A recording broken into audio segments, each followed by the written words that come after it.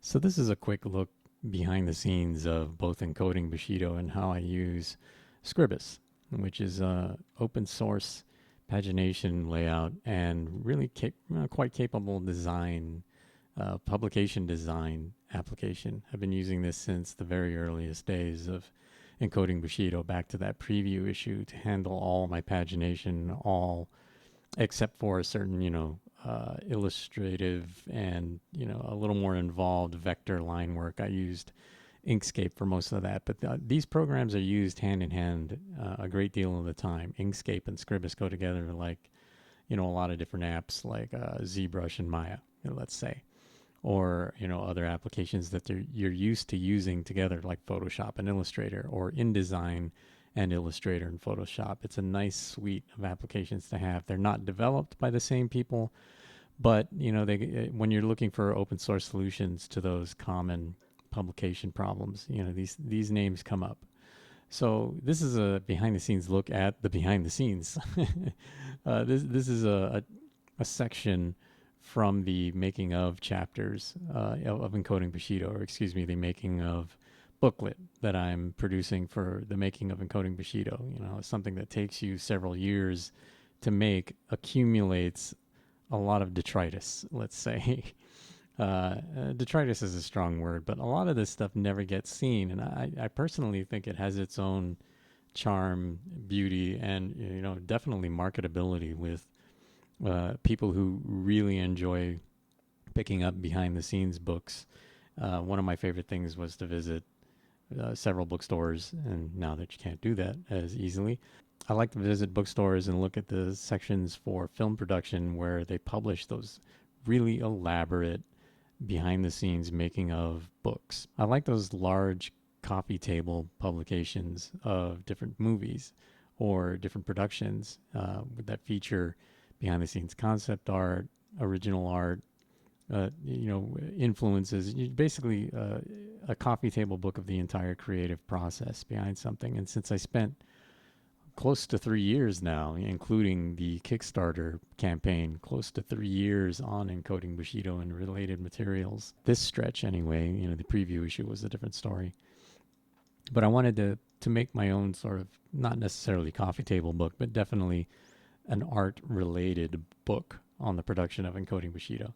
So I wanted to go over one of my favorite features of Scribus. It's one of these sort of cross-platform sort of abilities that Scribus has to create different shapes for your layouts. Now, on this particular page, what I did right there was I just dragged and dropped a JPEG to the panel. So, or excuse me, to the work area. And under, if you press F2 in Scribus, under the image panel, you get the ability to fit something to your frame size. And you see that just jumped in what was in that dragged and dropped image. Now, I can use this to place stuff everywhere, but this isn't even the image that I wanted. So it's easy to, let's go back to the directory, and I'll grab the image that I wanted. Just drag and drop to and from Scribus. That's one of my favorite features, period, about, page layout in Scribus. I'm sure InDesign has equivalents and stuff like that. But one of my favorite features in Scribus is under this, bringing up the properties panel again, that's F2. The shape panel, there's a little edit button here. And that brings up its own independent panel. And you see that the borders turn blue, and you get something like a graphic design Illustrator-like panel of tools here. And what these do, my favorite tool right there, the plus tool, will add a vertex where you need it, where you click. So what I want to do is make a shape around this particular object, because it doesn't necessarily crop as evenly as you'd like. And I've done this on various other projects. You can just drag all these vertices where you need them. And they behave a lot like, the vertices in things that you're used to, like Illustrator and whatever. There are different options for corners and stuff like that. But for Scribus, all I really wanted to do is get rid of that little other piece of artwork and kind of crop this a little tighter. And you see that little thing that I want to crop out, it doesn't behave the way a normal box would let you crop things out with.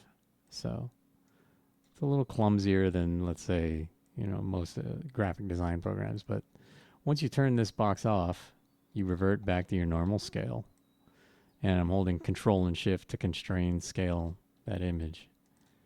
And I want it to point it the other way, so I bring up the XYZ coordinates again in F2, the Properties panel, to flip that on the horizontal axis. And I'll just click my preview button. And that's kind of what I want. Now on this page, a little behind the scenes is that this was the original sketch right here for this aircraft. And it's meant to be sort of a luxurious transport for a singular person. Well, one person, maybe a passenger, and a little bit of cargo. But, it originally started out like this. So, a hexcopter of some kind, a really strange looking, it was always meant to be a luxurious looking thing. And this looked it looked evil, it didn't have, the same sleekness and let's just call it, it didn't have the same sex factor. This just didn't have the sleekness and, sort of streamlined beauty that I wanted to give this thing. It was going to be piloted by, one of the more attractive members of the cast of Encoding Bushido. But, it needed to have something that was similar to her character. So, this would have been suitable for, a few of the other characters, the more staunch military characters that appear occasionally, throughout Encoding Bushido. But that's it. I wanted to share that little part of the process there. Making these booklets goes back to my background in publishing and newspaper and magazine design. So it was nice to stretch those limbs again. Yeah. But that's it for now. I'll talk to you again soon.